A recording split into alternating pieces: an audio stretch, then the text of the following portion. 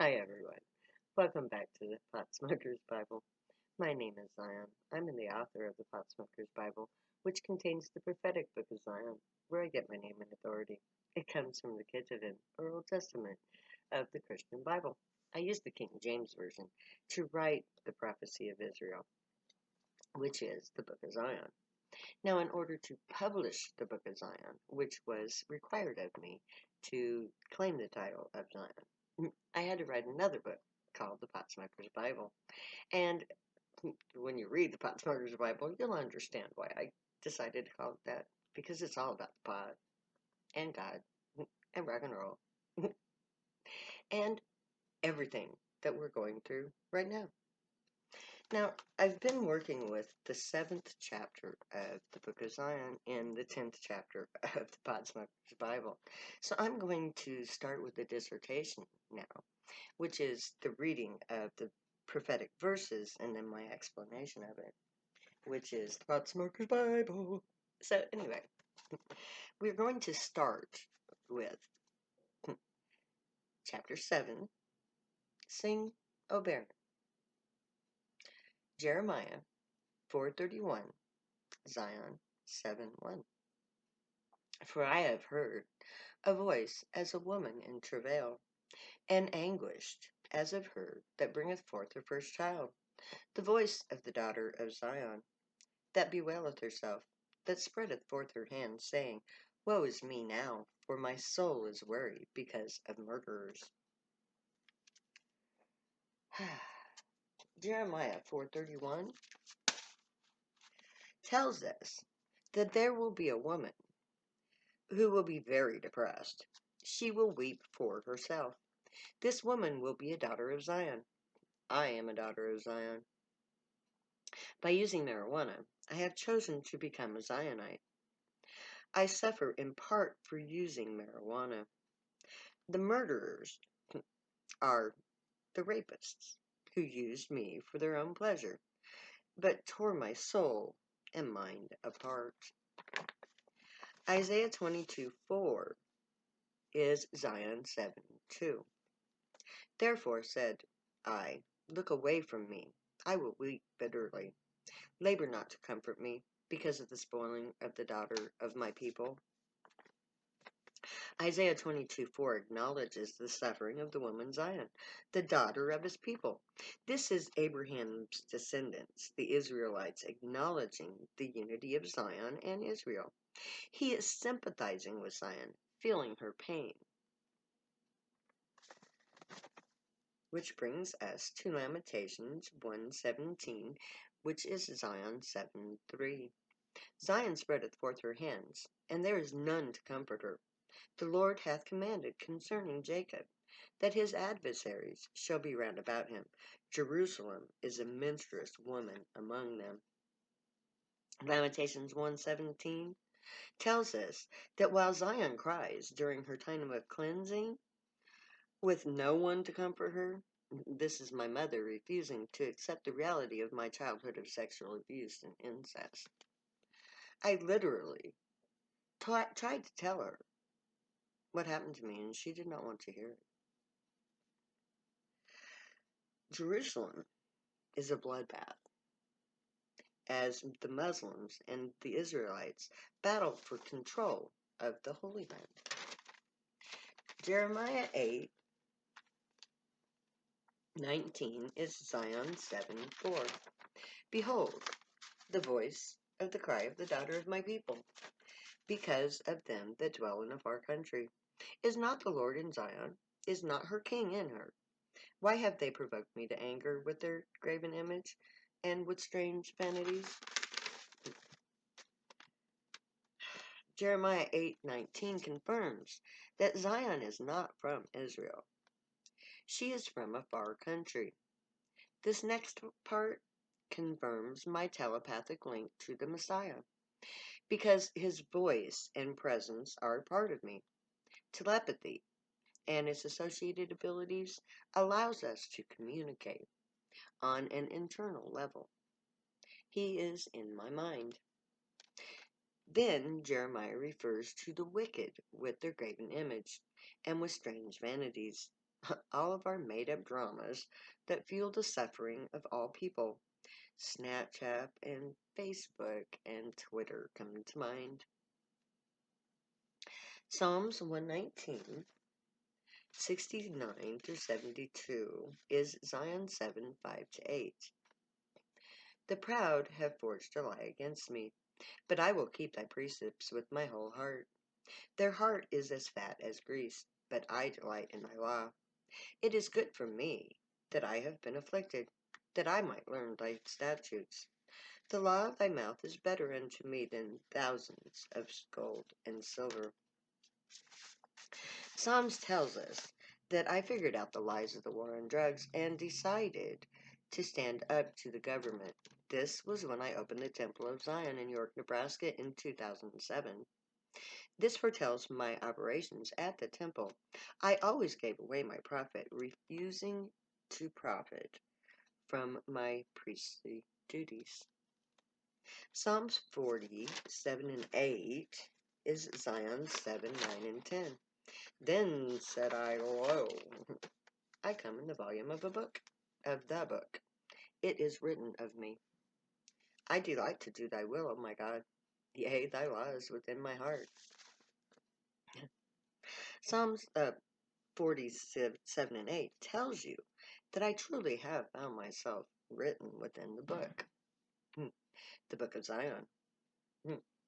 A hidden book detailing my life and my plans for the future and of my people. It also expresses my happiness to be Zion, now that my pain has passed. Isaiah 54, 1 to 17 is Zion 7, 11 to 27. Sing, O barren, thou that dost not bear. Break forth into singing, and cry aloud, thou that dost not travail with child. For more are the children of the desolate than that of the married wife, saith the Lord. Enlarge the place of thy tent, and let them stretch forth the curtains of thy habitation. Spare not, lengthen thy cords, and strengthen thy stakes. For thou shalt not be ashamed, neither be thou confounded.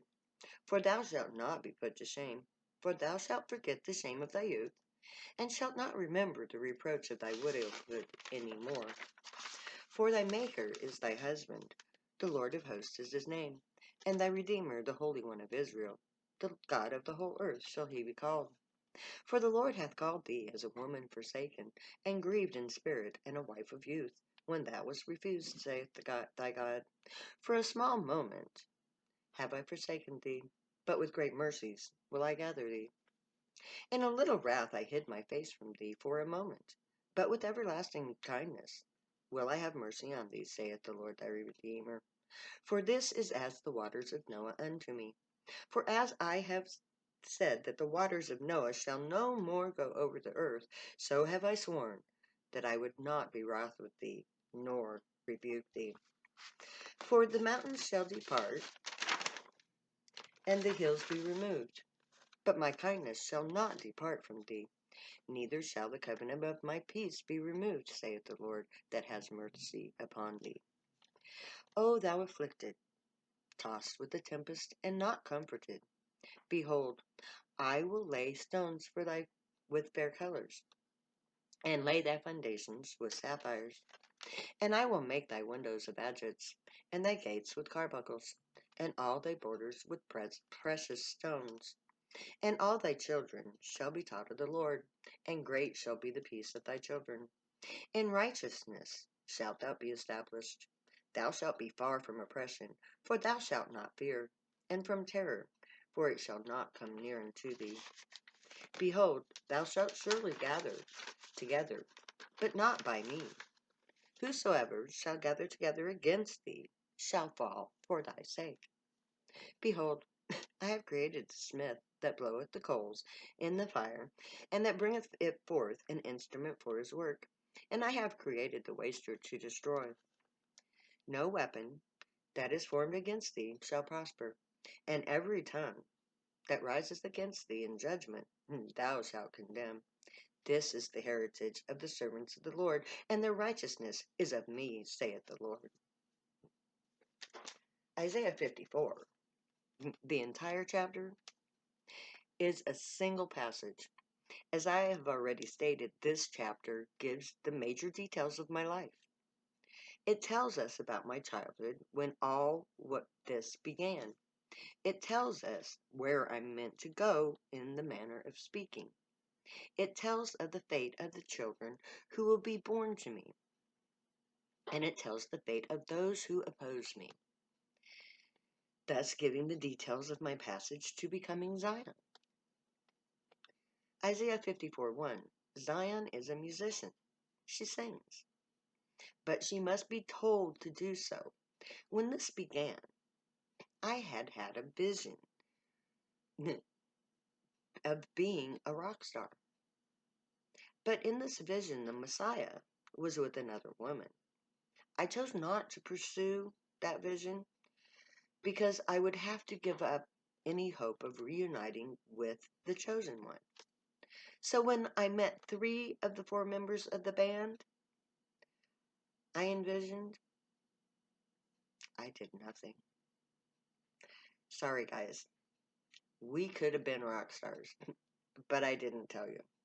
So I gave up a lesser fame for a chance to sing and still be with my beloved.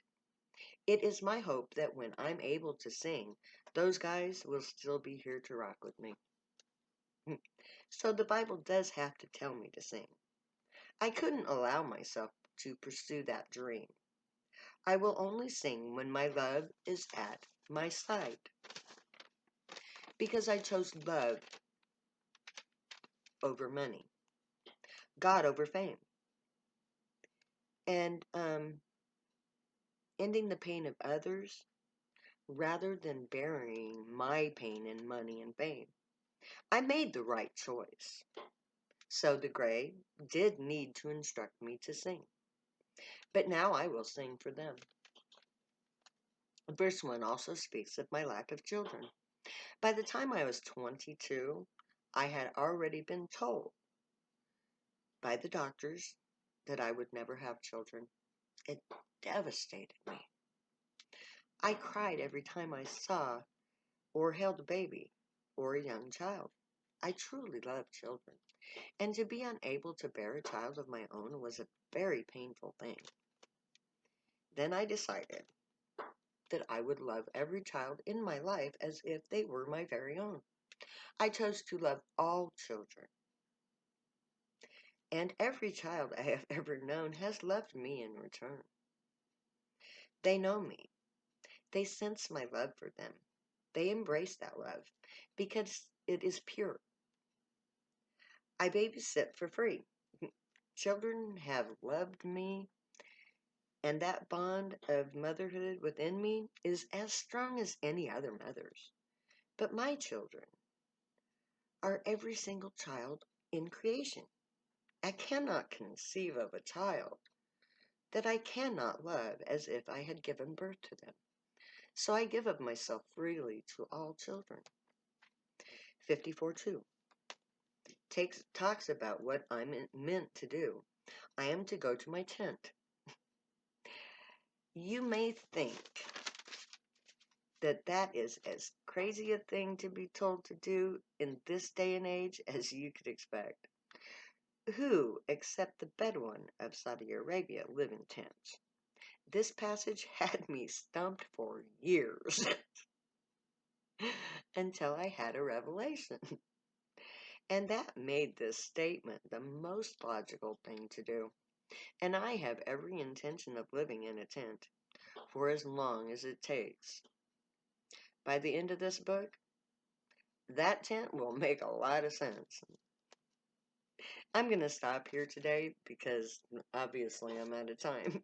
So, we will start next time with Isaiah 54:3, which you've already heard. So may the gray watch over you, guide you, protect you, and keep you from all harm. And may they teach you right from wrong. May you be worthy of them. May your thoughts, words, and deeds reflect truth, good, and light, the unicorn way. Be happy. Stay happy and high. Know I love you. We'll be together soon, in our tents. Later now, because I'll never say goodbye.